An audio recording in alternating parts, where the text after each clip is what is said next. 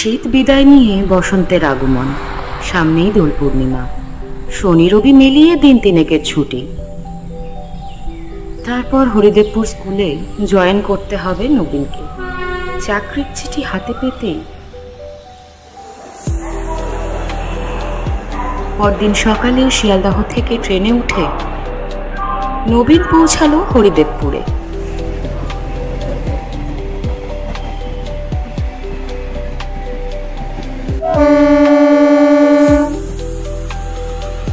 স্টেশনে নামতেই নবীনের চোখের সামনে প্রকৃতি যেন নতুন একটা পৃষ্ঠা মেলে ধরল।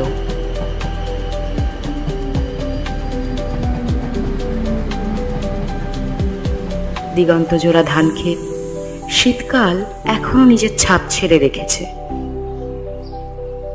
সর্ষে ক্ষেতে হলদে ফুলগুলো যেন মাথা নাড়িয়েই ওকে স্বাগত জানাচ্ছিল। ঝরে পড়া হিমে ভেজা মাটি, আশপাশ থেকে অদ্ভুত এক মনোমুগ্ধকর গন্ধ নাকে এসে বাড়ি মারছিল।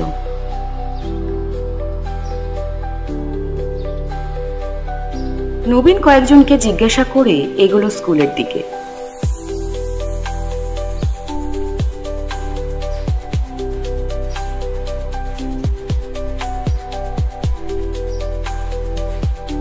পথের বাঁশবাগানকে ডান দিকে রেখে লাল রঙের স্কুলের বাড়িটা পথের শেষে মাথা উঁচু করে দাঁড়িয়ে আছে। স্কুলের সামনে একটা বিশাল বড় পুকুর, পেছনে আম কাঁঠালের বাগান।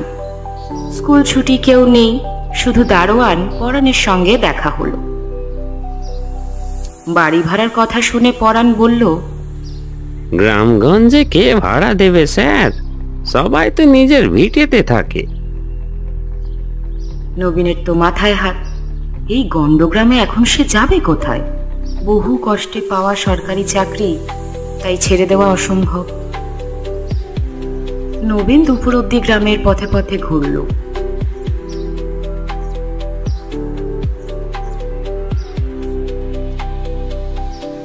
শেষ বিকেলে ক্লান্ত হয়ে সে ফিরে এলো স্কুলে। জানলার বাইরে দিয়ে আবির রাঙা সূর্য দেখা যাচ্ছে।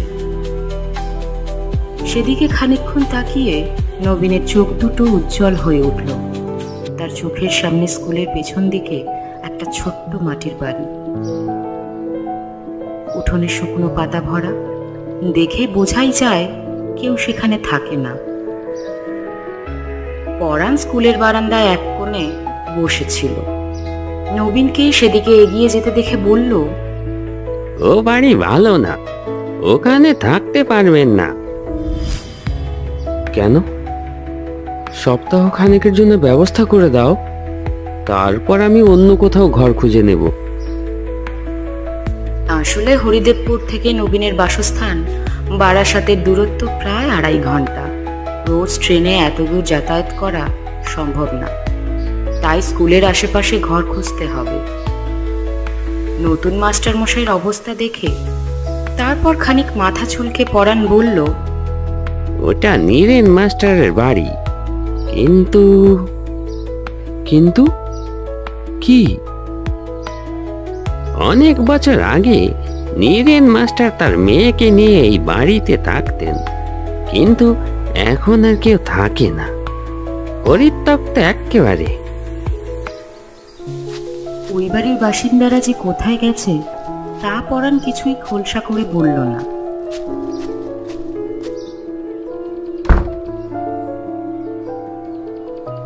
বাড়িটা নোংরা হলেও থাকার উপযুক্ত। ঘরের মধ্যে একটা খাট, টেবিল আর দেওয়ালে নীরেন মাস্টার মশাইয়ের মেয়ের বড় একটা ছবি বাঁধানো। পরাণ সেই ছবির দিকে তাকিয়ে বলল, স্যার, এই ছবিটা খুলবেন না, মাস্টার মশাই খুব শখ করে বাঁধিয়েছিলেন। নবীন মাথা নাড়ল। আশেপাশে খানিক ঘুরে নবীন বলল, পরাণ, তুমি পরিষ্কার করে দেবে? আমি কিছু টাকা দিয়ে দিই।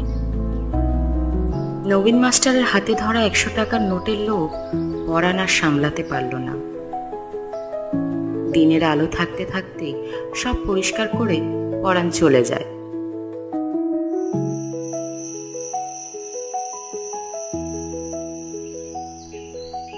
নবীন পরদিন সকালেই ব্যাগ নিয়ে চলে এলো হরিদেবপুরে। সারাদিন ঘর গোছাতেই কেটে গেল।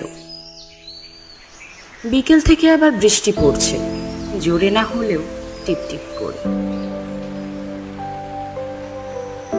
রাতে রান্না করার সময় কারো চিৎকার শুনতে পেল নবীন। চিৎকারের শব্দটা যেন সামনের ঘর থেকে ভেসে আসছে।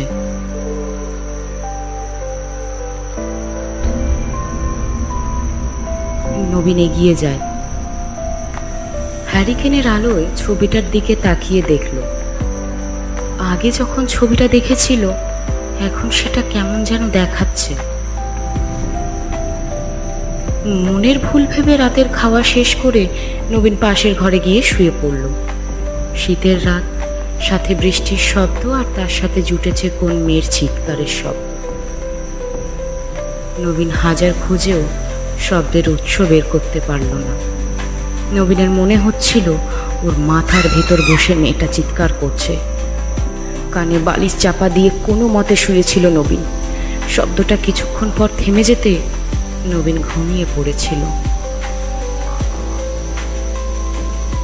হঠাৎ একটা তীব্র অস্বস্তিতে নবীনের চোখ খুলে যায়। ওর মনে হলো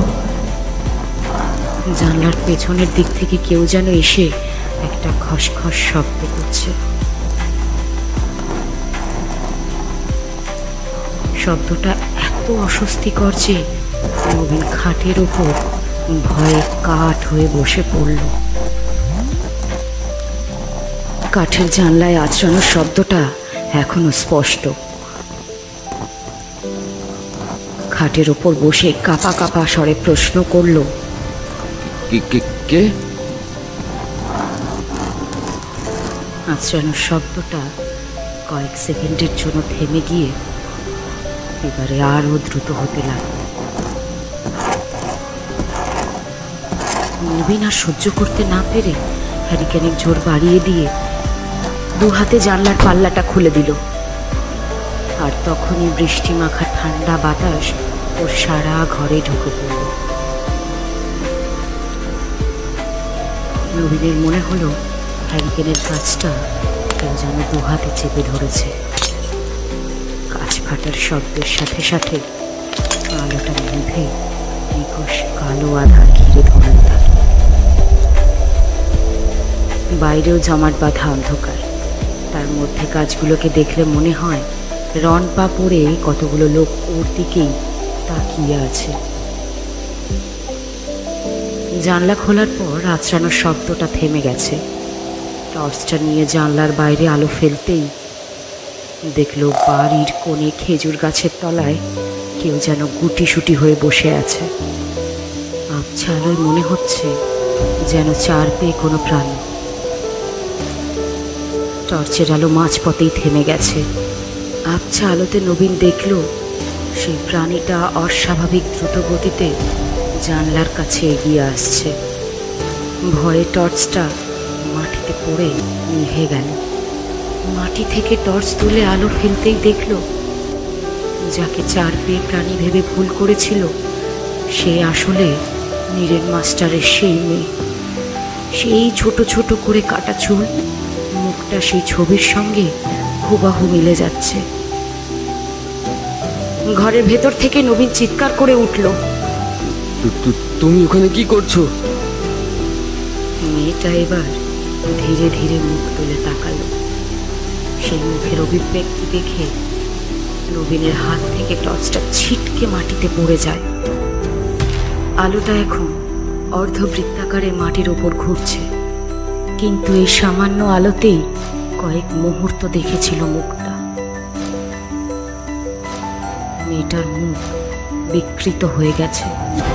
ওর চোখের অংশটা একেবারে খালি, যেন পাতালের অন্ধকার ভরা সেই খালি অংশে। মাথার মাঝখানে একটা গভীর ক্ষত, সেখান থেকে ছুঁয়ে ছুঁয়ে রক্ত বেরোচ্ছে।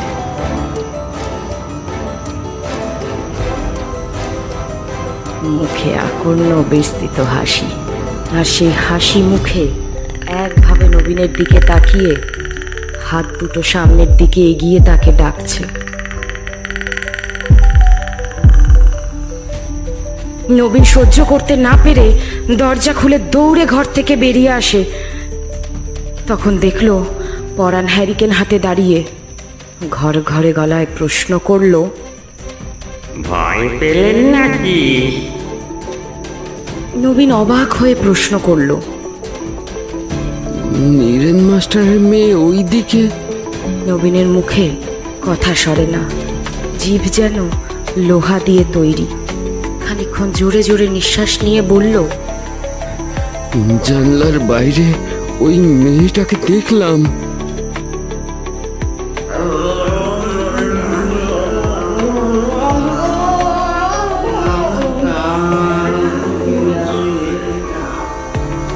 আবার সেই মেয়েলি কণ্ঠের চিৎকার ভেসে আসতে লাগলো। শব্দগুলো কোনো অর্থ নেই, শুধু গো গো কতগুলো শব্দ। পরাণ আরো এগিয়ে আসে, নবীনের মুখের কাছে মুখ এনে প্রশ্ন করলো, কাকে দেখলেন?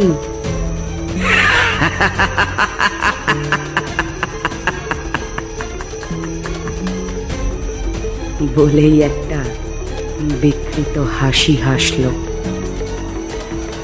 নবীনের চোখের সামনে পরাণের মুখটা ভেঙে চড়ে গিয়ে অবিকল ছবির সেই মেয়েটার মতো দেখাচ্ছিল। নবীন আর সহ্য করতে পারল না, জল কাদার মধ্যে দৌড়তে শুরু করলো। ওর পেছনে তখনও সেই মেয়েলি কণ্ঠের বিকট চিৎকার। খানিকটা দৌড়ে নবীন কিছুতে হোঁচট খেয়ে জ্ঞান হারিয়ে মাটিতে পড়ে যায়। পরদিন সকালে নবীনের জ্ঞান যখন ফিরল, তখন সূর্য মাঝ আকাশে। পরাণ ওর মুখের ওপর ঝুঁকে পড়েছে। জল কাদা মেখে নবীন স্কুলের সামনে সারা রাত অজ্ঞান হয়ে পড়েছিল। পরাণ, কাল রাতে তুমি এসেছিলে ওই বাড়িতে? না তো স্যার। কেন, কিছু দেখেছেন? সমস্ত ঘটনা খুলে বলতেই পরাণ ওখানেই ধপ করে বসে পড়ে। অনেক বছর আগের ঘটনা। এই স্কুলের প্রধান শিক্ষক ছিলেন নীরেন সাহা। স্যারের স্ত্রী মেয়েটাকে রেখে 3 দিনের ঝড়ে মারা যায়। মেয়েটা স্বাভাবিক ছিল না। মাস্টার মশাই অনেক ডাক্তার দেখিয়েছিলেন, কিন্তু মেয়েটা সুস্থ হয়নি। একা মেয়েকে কিভাবে দেখাশোনা করবেন বুঝতে না পেরে গ্রামের প্রধানকে বলে কয়ে স্কুলের পেছনের জমিটা কিনে একটা বাড়ি তৈরি করেন। মেয়েকে ঘরে তালা দিয়ে স্কুলে আসতেন, আর সে ঘর থেকে সমানে চিৎকার করত। সেদিন স্কুল পরিদর্শনে বাইরে থেকে কারোর আসার কথা ছিল। স্যার ভুল করে তালা না দিয়ে স্কুলে চলে আসে। মেয়েটা ঘরটা খোলা পেয়ে বেরিয়ে আসে।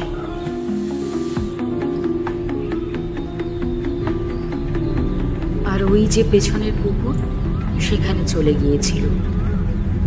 2 দিন পর লাশ ভেসে ওঠে। তারপর মাস্টার মশাইও কেমন যেন পাগলের মতো হয়ে গিয়েছিলেন।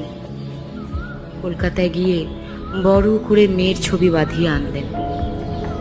তারপর সারাদিন ওই ছবির সামনেই বসে থাকতেন আর বিড়বিড় করে কি যেন বলতেন।